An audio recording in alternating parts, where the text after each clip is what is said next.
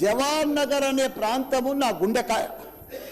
అలా ప్రజలకు చెప్పిన, అందరికి చెప్పిన, దాన్ని అంతా కూడా జిహెచ్ఎంసి మొత్తం చెత్త అంతా తెచ్చి కొన్ని ఏళ్ళ సందే అడ్డే వేస్తున్నారు. పర్లే వేస్తున్నారు, అది కాంగ్రెస్ టైంలో సందే వేస్తున్నారు, ఇప్పటిదాకా కూడా వేస్తూనే ఉన్నారు. అది కంటిన్యూ కాంట్రాక్ట్ ఉంది, వేస్తున్నారు. మీ దాంట్లోనే కంటిన్యూషన్ అని చెప్తున్నా. జర ఓపిక పట్టాలని నీకు దండం పెడతా. ఎందుకంటే ఆ చెత్త వేసినప్పుడు, నేను మంత్రి ఉన్నప్పుడు మా కేటీఆర్ గారు 500 కోట్లు ఇచ్చిండు. చెత్తతోటి కరెంటు తయారు చేసే ఉత్పత్తి ప్లాంట్ ఆడ తయారు చేసినాం. దాన్ని అది కాకుండా 144 కోట్లతోటి క్యాపింగ్ పెట్టిన, మొత్తం మట్టి పోసి గడ్డి పెట్టి అది గుట్ట లెక్క తయారు చేసినాం. దానికి తోడు వర్షాకాలంలో అందులో వచ్చిన మురుగునీళ్ళు అంత వస్తే ఫిల్టర్ చేసేందుకు 250 కోట్లు ఇచ్చినాం. వాటర్ ఎస్టీపీ అంత బాగా చేస్తే అందంగా వాసన రాకుండా చేసినాం నా మంత్రి ఉన్నప్పుడు మా కేటీఆర్ సార్. అటువంటిది ఇప్పుడు 2 సంవత్సరాలు 4 నెలల సంది భరించలేము. కొత్త గుట్ట చెత్తకుండి తయారు చేసిరు, కొత్తది ఒకటి. అది రోగాన బారి పడుతున్నారు. వాటర్ల పొల్యూషను, గాలిల పొల్యూషను, భూమిల పొల్యూషను, మురికి నీరు ఉండలేక 2 లక్షలన్నర ప్రజలు ఉంటున్నాడు. దయచేసి అన్న శ్రీధర్ అన్న, నువ్వంటే నాకు చాలా అభిమానం. నన్ను పగబట్టకన్నా. ఎందుకంటే నా నియోజకవర్గం బంగారం అసుంటి, దేశంలోనే నంబర్ 1 అసుంటి మేడ్చల్ నియోజకవర్గం. దాన్ని తుకుడలు అచలం కుతలం చేసేది. దాన్ని ఇప్పుడు దాన్ని 61 గ్రామాలు ఉంటే, 3 మున్సిపాలిటీ కార్పొరేషన్లు ఉండే, 7 మున్సిపాలిటీ ఉండే. దాన్ని తీసుకుపోయి మొత్తం జిహెచ్ఎంసీ చేసారు. ఇప్పుడు 16 వార్డులు చేసారు. దాన్ని ఒక మోరీలు లేవు, రోడ్లు లేవు, డ్రైనేజీలు లేవు, కరెంట్ స్తంభాలు లేవు, ఏమీ లేదు. ఇంకా మారుమూలు గ్రామాలే ఉన్నాయి, పెంకిటిల్లే ఉన్నాయి. దాన్ని తీసుకుపోయి జిహెచ్ఎంసీలో కలిపారు. హైదరాబాద్ మస్తు డెవలప్ అయింది. కానీ ఆ జిహెచ్ఎంసీలో కలిపినప్పుడు, దాంట్లో కలిపినప్పుడు దయచేసి స్పెషల్ కేటగిరీ కింద జిహెచ్ఎంసీ చెత్తంతా ఆడికే వస్తుంది. దాన్ని ఒకటి క్లీన్ చేసి మీకు దండం పెడతా. ఎందుకంటే అక్కడ నేను ఉండలేకపోతున్నా. నేను ఎందుకు వస్తున్నా, ఎందుకు గెలిచినరా ఇక్కడి నుంచి అని భరించలేకపోతున్నా. నేను శ్రీధర్ అన్న నీకు దండం పెడుతున్నా.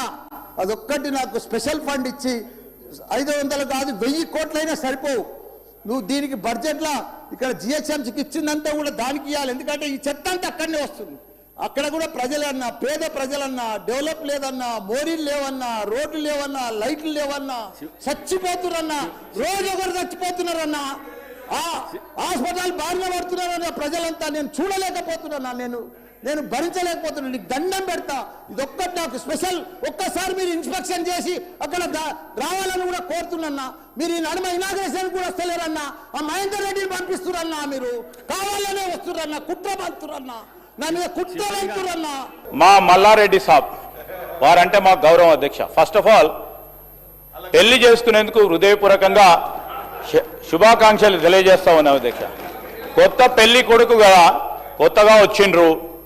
వచ్చిన సందర్భంలో అన్ని నిజాలే మాట్లాడతారా అనుకున్నా అధ్యక్ష.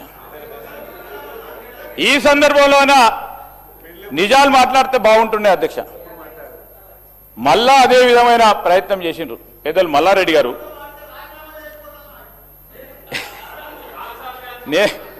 నేనెందుకు అడుగుతా, ప్రజలు అడిగితే చేయాలి, మేమెందుకు అడుగుతాం సార్. సార్ జవహర్ నగర్కి సంబంధించిన కొన్ని అంశాలు వాస్తవంగా చెప్పిన అధ్యక్ష, కొన్ని అంశాలు వాస్తవంగా చెప్పాను. ఆడ ఆయన అన్ని పెట్టిండు సార్. సార్ నేను వారి గురించి ప్రస్తావన చేయటం లేదు అధ్యక్ష. కష్టపడి పైకి వచ్చిండ్రు, ఒక స్థాయికి వచ్చిండ్రు. We honour them, we honour him sir, we don't want to degrade him. కానీ మా మల్లారెడ్డి గారు బయట ఉన్నప్పుడు, బయట మాట్లాడినప్పుడు చాలా బాగా మాట్లాడతారు సార్. కానీ ఆయన సభలోకి రాగానే ఇన్ఫ్లుయెన్సర్ ముందట ఒక్కళ్ళు ఉంటారు కదా సార్, ఆ పక్కలు ఉంటారు కదా సార్, వాళ్ళ ఇన్ఫ్లుయెన్స్ పడి సైడ్ ట్రాక్ అయిపోతూ ఉంటాడు అధ్యక్ష. ఈరోజు మల్లారెడ్డి గారు జవహర్ నగర్కి సంబంధించిన డంప్ యార్డ్కి సంబంధించి అన్ని చేసేసినామన్నారు. అన్ని చేసినాక మళ్ళా